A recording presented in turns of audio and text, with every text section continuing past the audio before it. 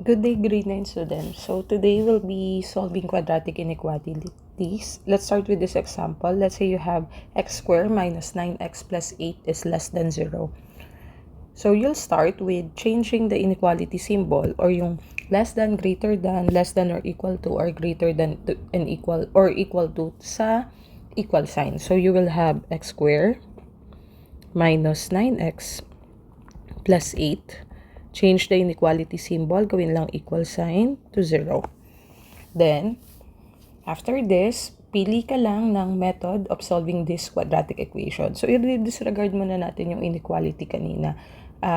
We will see to it na titignan muna natin siya as quadratic equation. So, you have now x squared minus 9x plus 8 is equal to 0. So, yung usual na method ng pagsasolve ng roots, ganun lang. So, may 4 kang method, pero dito sa case natin, ang pinaka-suitable ay gumamit ng factoring. So, since 8 is positive or your constant term is positive, ang keyword natin dyan ay positive, add like sign. So, think of a number na kapag tinimes ko 8, pag plinas ko ay 9. So, that will be 8 and 1. So, this will be x, this is x, same sign. Since negative ito, so pare-parehong negative. So, from here, solve for the value of x sub 1 and x sub 2. That will be x sub 1 is 8 and x sub 2 is 1 using the zero product property.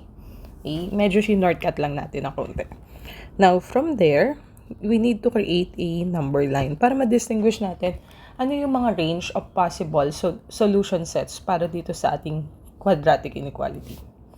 So, draw lang tayo ng number line.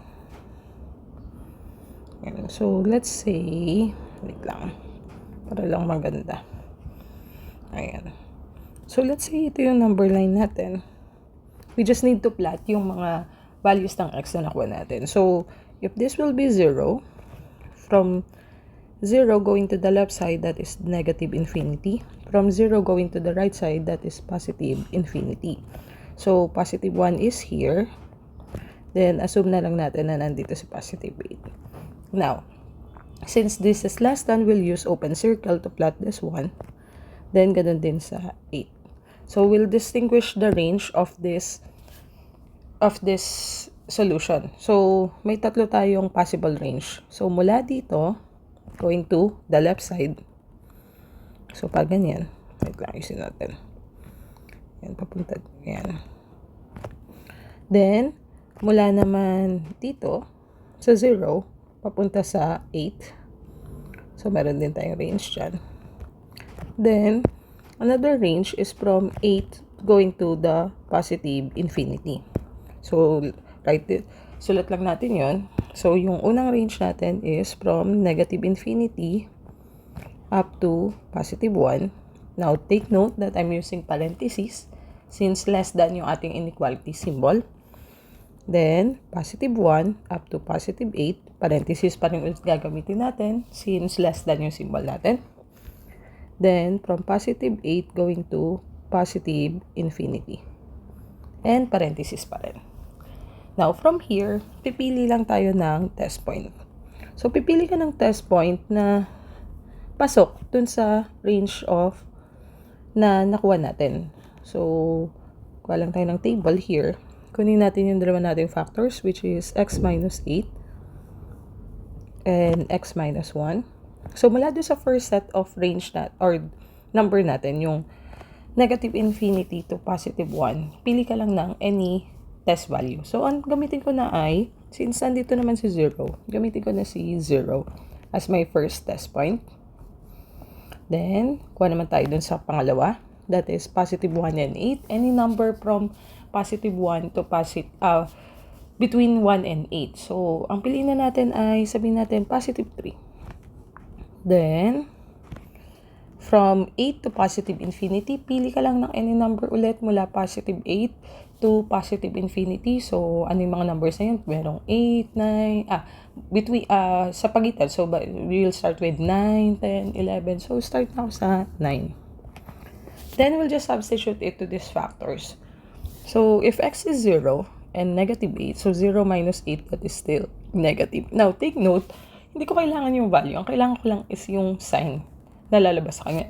Then, we have 0 and negative 1, or 0 minus 1, that is negative pa rin. Then, once nakuha mo na to, since tanda mo na these are factors of your inequality, so, multiply mo siya. So, negative times negative, that will be positive. Sign lang po kahit hindi na natin kunin yung mismong value, kasi sign naman yung titignan natin as comparison mamaya. Now, assuming naman that x is 3, and negative 8, or 3 minus 8, that will be negative. Substitute din ulit natin. 3, x will be equal to 3, so 3 minus 1, that will be positive. So, positive ito. Negative times positive, that is negative. Naman tayo sa 9.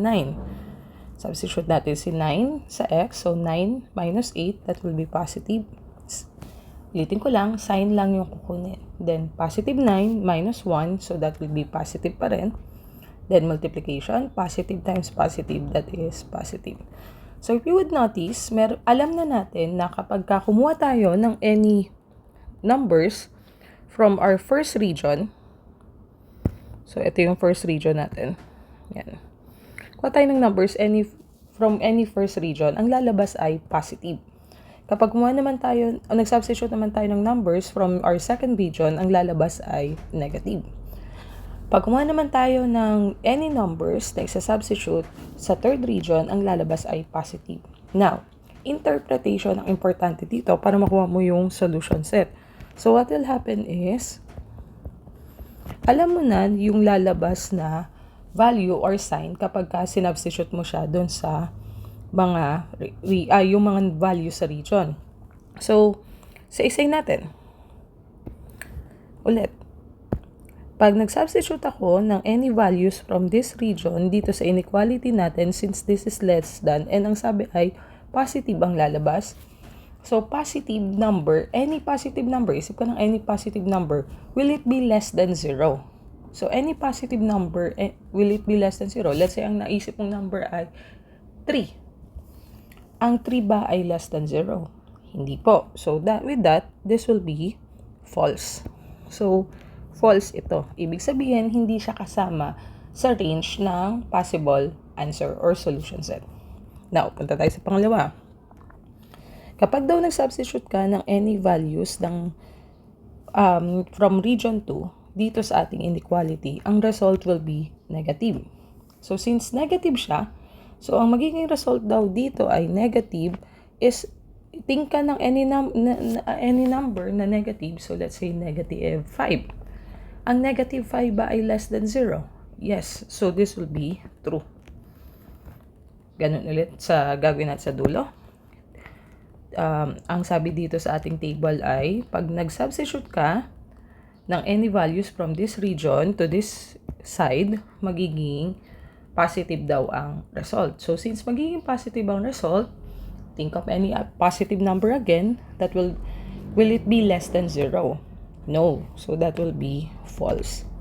So, with that, titignan mo lang alin yung naging true dun sa statement. So, alin yung naging true? That is yung second region. So, your solution set will be whatever is the range or the set of numbers from the second region. So, that is from between positive 1 and positive 8. Not included kasi less than yung ating symbol.